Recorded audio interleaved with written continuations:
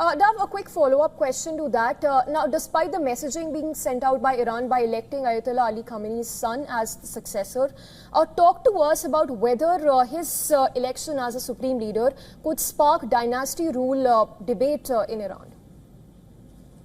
Sorry, I didn't catch the last half of your question. Could it spark dynasty rule debate in Iran, the fact that Ayatollah Ali Khamenei's son has been elected as a supreme leader? Well, I mean, it does look dynastic, doesn't it? I think it'll simply cause even more resentment amongst ordinary Iranians. You've got, of course, the ethnic minorities that are organizing, the Kurds in particular, but also the Baluch. They're not going to be very happy with all of this. The one thing that I think people don't necessarily consider is that Khamenei may decide that, fighting the United States and Israel and alienating the world is not necessarily good policy. And if he does have some independent strength, he might do what Leclerc did in South Africa or Gorbachev did in Russia, in the Soviet Union, and do an about-face simply to save his country.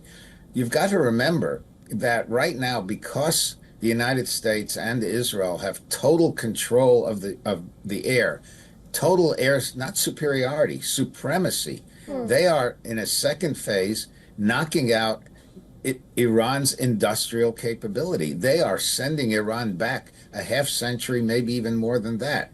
Whether Khamenei is willing to put up with that, maybe he does. Maybe he has a martyr complex. I don't know. But there's always that small chance that he'll realize this is not doing anything for anybody, including possibly the IRGC itself. And that being said, of course, Iran is still adamant on elongating the war. They say that this is going on for, they can stress this for 6 more months. Of course, I'll take your opinion on if that is possible. On the other hand, when we see that oil prices have surged above $110 per barrel, and Trump says that oil spike on Iran war, of course, is a small price to pay. Can U.S. also afford to go for 6 months, if at all that is going to be happening in the future? Well, we can do it. There's no problem. I mean, when I was in the Pentagon and I was in charge of the budget, I was funding $100 billion for the Afghan war, $100 billion for the Iraq war. We'll fund it, and we'll find the money. That's not a problem. We have enough munitions. Our military leadership has said so to continue. So do the Israelis. In fact, because there's total air dominance, they don't even have to use smart weapons as much. And the number of Iranian missiles that are actually being fired continues to diminish simply because the launchers are being taken out. Yes, they've got drones, but there are ways dealing with those as well. Drones are being shot down. They're having trouble overflying the Gulf because the Gulf states are shooting them down. Jordan is shooting them down. So if anybody's going to run out of gas, as it were, I use that as a metaphor, it'll be the Iranians, not us. Yes. A follow-up question to that. Now, Iran also claims at this point that it destroyed 4 U.S. THAAD radars with precision-guided missiles. How, in your point, is U.S. missile defense infrastructure positioned at this point? Again, you'll have to repeat the second part. Yes. I wanted to know how is the U.S. missile defense infrastructure is positioned at this juncture? Well, look, I mean, it's clear that we're going to do what the president wants. The president has said he's going to continue this war.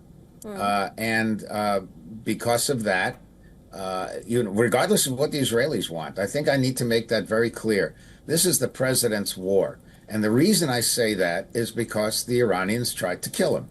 And so he'll go after the younger Khamenei just like he went after the older one. And he will continue. When he says total surrender, unconditional surrender, he has in mind what we did to the Germans and the Japanese in World War II. Now, whether he can change what he means by that is certainly possible. But in the meantime, he is destroying or ordering the destruction of Iranian infrastructure. It's not just Iranian weapons capability anymore. Look at what we're doing to their oil refineries. Look at what we're doing to their ability to produce anything. How long the government can continue to do that the Iranian government and stay in power is an open question. He wants to see a change in power, and it may well happen. You cannot continue to take the kind of bludgeoning that the Iranians are taking. Maybe they can go on for a while, but they're not going to outlast the United States. I can guarantee you that.